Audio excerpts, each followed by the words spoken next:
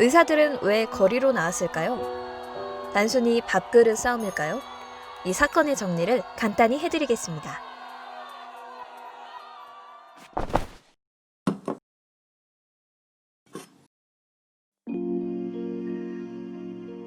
정부가 현재 의료 시스템의 문제를 지적했고, 이를 해결하기 위해 내놓은 정책은 의대 정원 증원, 공공의대 신설, 원격 의료 도입, 첩약 급여화입니다.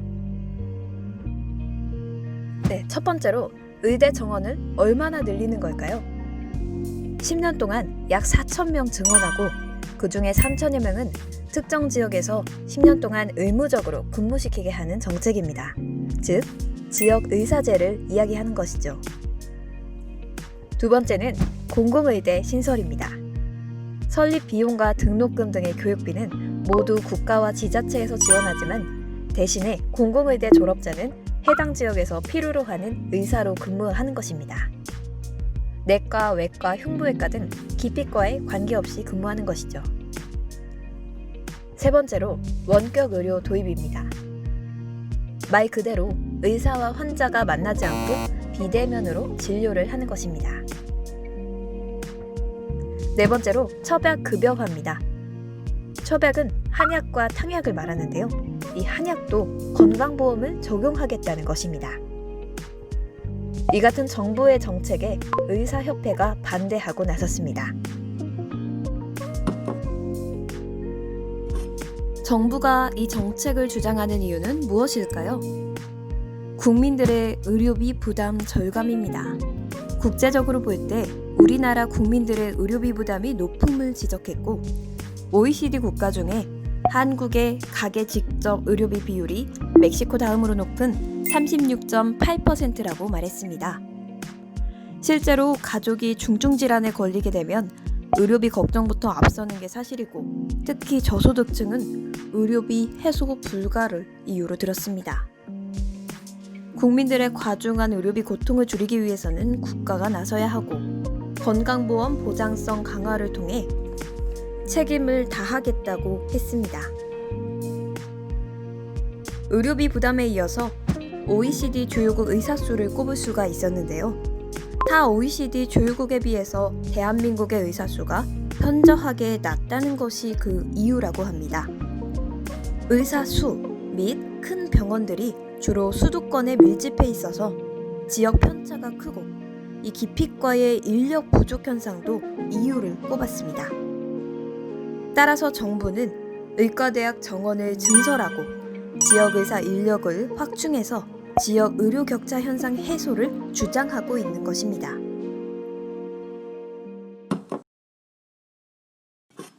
의사들의 입장도 한번 들어봐야겠죠? OECD 대비 의사 수가 부족한 것은 맞지만 면적당 의사 배치수를 보더라도 우리나라는 OECD 평균에 비해서 더 높은 수치를 나타낸다고 했습니다. 이는 세계에서 세 번째로 높다는 것으로 볼 때 인구 대비 의사 평균 수가 적다는 것으로는 문제가 없다는 것입니다. 기피과에 지원하지 않는 것은 어떻게 바라볼까요? 의대생들과 신입 의사들이 기피과를 지원하지 않는 것은 낮은 수가를 이유로 들었습니다. 그래서 성형외과, 피부과 등 금전적 이익이 많거나 상대적으로 간단한 진료를 보는 의사를 더 선호한다는 것입니다. 수가란 건강보험공단과 환자가 의사나 약사 등의 의료 서비스 제공자에게 제공하는 돈을 말합니다. 기피과는 흉부외과, 소아외과, 산부인과 등 이러한 과들은 의료보험 적용률이 약 70% 정도밖에 지원되지 않아서 오히려 병원과 의사가 수술비를 부담해야 되는 상황이 많다고 하네요. 과연 정원을 늘린다고 해서 기피과에 지원하고 싶은 사람들이 늘어날까요?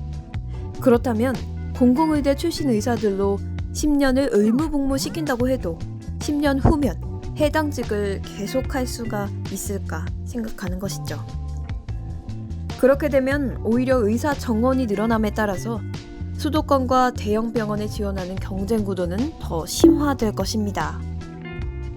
종합해 볼 때 이런 정책이 현 의료계의 문제를 근본적으로 해결할 수는 없고 환자와 의사들을 위한 정책도 아니라는 입장입니다.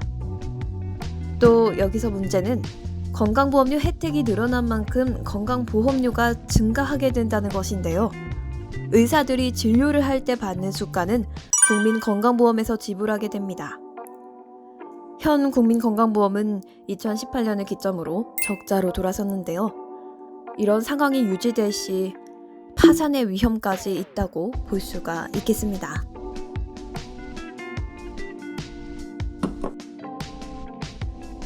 의대생들의 교육의 질과 또 진로 강제 지정의 문제점을 한번 살펴봐야겠죠. 첫 번째, 지금도 의사들이 부족한데 4,000명이나 증가하는 의대생들에 대한 교육의 질은 누가 책임질 것이냐는 것이죠. 한 명의 교수가 맡는 학생들이 많아진다면 자연스럽게 교육의 질은 떨어질 수밖에 없다는 것입니다. 두 번째, 입학할 때부터 전공과를 정하고 입학하는 것이 과연 옳은 것인가? 전공과는 보통 의대 졸업 6년, 인턴 1년, 레지던트 4년에 걸쳐서 선택하고 있습니다. 총 11년 후에 전문의가 될 때 결정하게 되는데요. 그런데 이런 과정들을 모두 거치지 않은 채로 입학할 때부터 전공과를 정하고 입학을 한다. 터무니없는 말이다 라는 입장을 보이고 있습니다. 세 번째, 졸업 이후 특정 지역에서 10년 동안 강제 근무를 시키는 것이 옳은 것인가에 대한 문제입니다. 나중에 이 제도로 입학한 사람들이 여러 가지 법률적 다툼으로 번지시에 나타날 그런 대책은 마련되어 있는가에 대한 문제 또한 제기가 되고 있습니다. 이러한 상황을 바라보는 시민들의 반응은 어떨까요? 한번 살펴보겠습니다. 의사들의 밥그릇 싸움인 것 같다. 의사 수가 많아지면 좋은 거 아니냐? 생명을 살리는 일인데 이것을 반대하는 의사가 이상하다. 직업의식이 없는 것 같다. 라는 생각을 하는 시민들의 의견을 볼 수가 있었습니다. 또 일각에서는 이번 파업에 대해서 의사 수가 문제는 아닌 것 같다. 파업은 할 수가 있지만 지금 코로나 사태가 너무 심각한데 이건 아닌 것 같다. 시민들의 건강을 좀 걱정했으면 좋겠다. 등의 의견들이 줄을 이었습니다.